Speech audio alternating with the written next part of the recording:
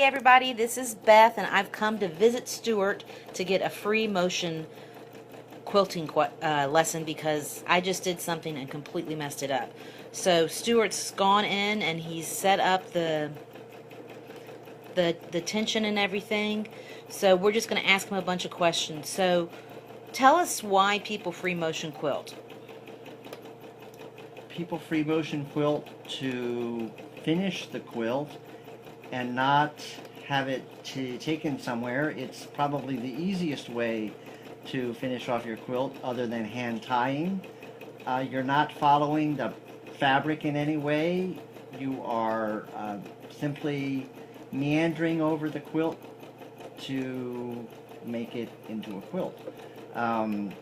You do not have to meander quite as tightly as what I'm doing here. You can have a very large meander and still have a very nice quilt, a very nice finished product. Okay, so we're working on a king-size quilt, and this should not be your first project. If you've never done free motion quilting, you should actually practice, regardless of how many YouTube videos, which I'm guilty of. I'm like, oh, I watched a YouTube video, I can do this. So regardless of how many YouTube videos, you need to practice. But Stuart is working on black borders around squares, and that's where he's doing the free motion stippling. So is it stippling or... You can call it free motion quilting or stippling. Basically, it means the same thing. Okay.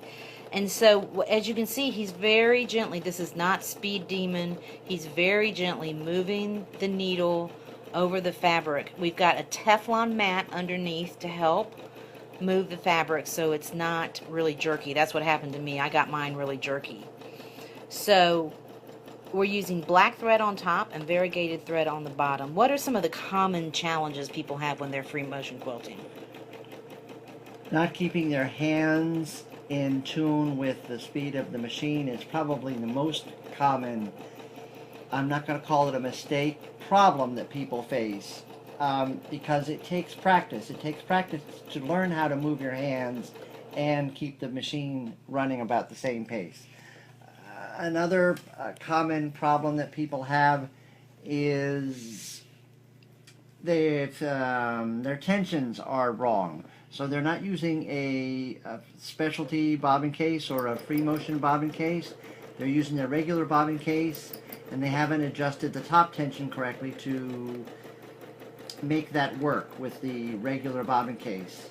You would need to raise your top tension slightly to accommodate a regular bobbin case without adjusting the tensions on your regular bobbin case. Which was the second mistake I made. I didn't realize there was a different bobbin case for free motion. So basically we're going through all the mistakes I made. So tension and free motion quilting. Also, I used a different type of foot. And what foot is, we're using an Elna 76, Elna Excellence 760. Tell me what this foot is called. This is called an old style darning foot is what I'm using, or some people call it a free motion foot. The foot actually hops up and down when it's going over the fabric. Nowadays a lot of machines will come with a different kind of free motion foot, and that is this foot. This foot does not have any bar to go over the needle bar, and so it just glides over the fabric. That's fine if you don't have a lot of seams that you're trying to go over, that the seams that meet and you're trying to go over them. This is good for thread painting or other things that you're really not pushing your machine to do, like sewing over jeans or anything. Which is what I did. So I used recycled jeans as the backing for a diaper pad and had all kinds of jumping issues because I was trying to go through too thick of a material, and I was using that other needle. So, but I couldn't figure out how to get this. I mean, I said needle, foot. So Stuart has shown me how to put the foot on. I'll tell you the trick. There's a little bar that sits on top of the needle bar, and that's what makes sure that it's going to work right. And I could not figure that out at 4 a.m. Maybe I shouldn't have done free motion quilting at 4 a.m. for the first time. That probably wasn't a good idea. So learn from my mistakes, because I clearly did everything wrong. So you're just moving around this one little block. Now this is a king-size quilt, so it's going to take a while to do. But, you know, I think that's perfect if you like to watch football or tennis. You know, you can keep your hands busy and and just move around the blocks as you're watching games or whatever you like to watch, or listen to podcasts. That's another great thing to do while you're sewing. You had a great tip about pinning versus using the glue based, which is another thing. Now, I was much smaller and I did it all in one night, but I have a tendency to be lazy and use the glue based. But tell me why you chose There's pins. absolutely nothing wrong with glue basting. When this was actually pinned, which was 4 years ago, glue basting was not quite as popular as it is now. The problem with glue basting, if you're going to have a project that you think you're going to not finish rather quickly, like in a couple of months, your glue based has a tendency to go away.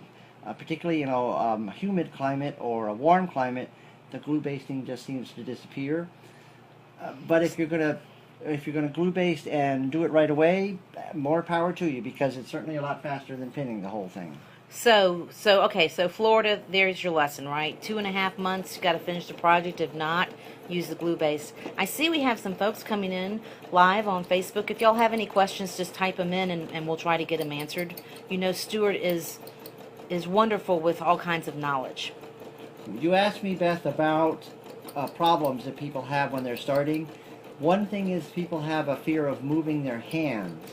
You have to move your hands and keep them relatively close to the needle so that you have control over the fabric when you're doing free motion. If you get your hands spread apart like this, it makes it very, very hard to control the fabric and go where you want that fabric to go. So now there are people who sort of have, like, I guess they're gloves to prevent themselves from stitching their hands, which is terrifying to me.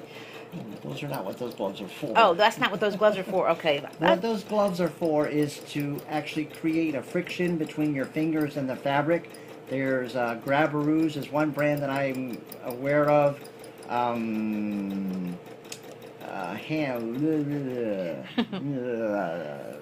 can't think of another one. There's little fingertips that you can buy also, and what they do is they create friction with your hands and the quilt, so your hands do not slide on the quilt. I solved that problem with the Teflon sheet underneath, so the fabric slides much easier with the Teflon sheet, which we have available at So Many Things, just so y'all know. I want to have you move your hand and just so you can see the stippling. See how it's not, there we go. See how it creates all these cool little pockets, and it gives it dimension. I mean, it really is a nice feature. Now you're about to finish up this block. We pulled the threads at the beginning to the top, and you're going to pull the threads to the top again. Is that correct? I'm going to pull the top thread up. The bottom thread is going to stay down at this point. Okay. Yes. Okay. In order to accomplish that, I have the needle stopped in the down position, and I have the foot down. I raise the needle, and I raise the foot, and I pull. And there you go. I pull some thread off from the top thread, and I cut it. And then I actually have to go underneath this quilt and cut the bobbin thread. There are a lot of machines out there nowadays that do cut the top and the bottom thread. I don't use that because it cuts the bottom thread too short and doesn't allow you to tie anything off. I also do not use the knotting process that the machine offers, because that will create a knot of not small proportion on the back of your quilt, which is very difficult to get out and not very attractive when you look at the back, even if it's just a gift to have all those knots on the back of your quilt. Where are we going to go? So another tip look, these colors are just stunning, gorgeous, right? I mean, and of course with the black frame, the colors really pop. But one of the things you said is you start from the middle and you work out. So if we're in the middle part of the quilt, and you will gradually move out to the edges. Why is that so important? That's important whether you have pin basted or spray basted your quilt. That's important to allow the quilt to move outward. Your quilt is going to ever so slightly shift, no matter how well attached it is. And you want it to shift out as opposed to shifting in, because if it shifts in, you wind up with a pucker, a bubble, something that you really don't want. Okay, so we're going to start another block, and then we're going to pretty much wrap this up, but I want to show people how you pull the threads up. So you pick a place to start. And you've got the thread from the top already. Yes. Obviously. Okay. Lower your foot. all the way, needle down, needle up, raise your foot, and then pull again, and there's your bobbin thread. Somewhere. Oh, come up. There you go. And you pull it out, so you've got your top of your bobbin thread right there. Lower your foot and place it over basically where that bobbin thread has come up, and you start quilting right there. Now the reason you pull the threads out this way is so you won't be stippling over the threads, so you won't have these weird Things on the back that make it very difficult to grab that thread if it's been quilted into the back of the quilt. right. And then eventually what you'll do is you'll go in and you'll tie them off And bury them. and bury them. Do you bury them in the ditch of like the block, or No, where when after you tie it off, you actually go right into where your knot is with your needle, and you can go in any direction that you feel is the easiest, and with your needle, and then you pull it.